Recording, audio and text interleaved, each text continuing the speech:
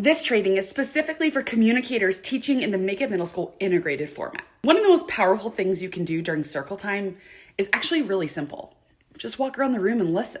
During circles, instead of staying on the stage or stepping completely away, although you may need to look at your notes for a minute, take a few minutes to move around the room and listen in on group conversations. You're not there to correct answers. You're not there to lead the group. You're there to learn. When you listen, two really important things happen. First, you get real-time insight into whether the content's actually landing. You'll hear what students are actually understanding, where they're confused, what examples resonate, and what language they're using to describe the ideas. That helps you adjust your next teaching box so it actually meets them where they are. Second, you'll often overhear better illustrations than the ones you planned. Here's an example.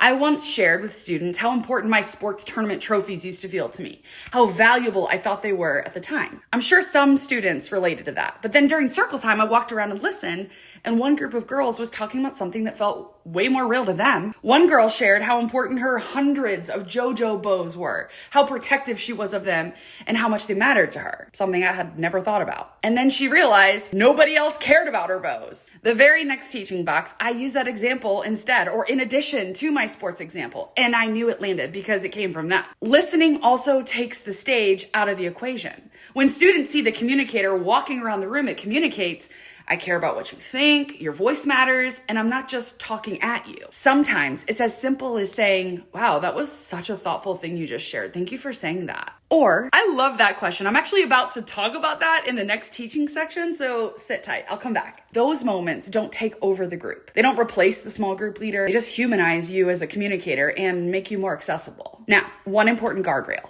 If a group is clearly talking about something deeply personal or private, especially if you don't already have a relationship with those students, it's usually best not to step in or listen closely. Honor the space. Trust that small group leader and keep moving. The goal isn't to insert yourself into every conversation.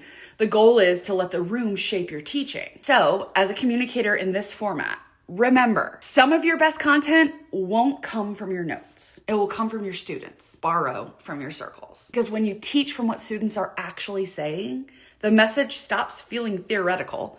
It starts feeling personal.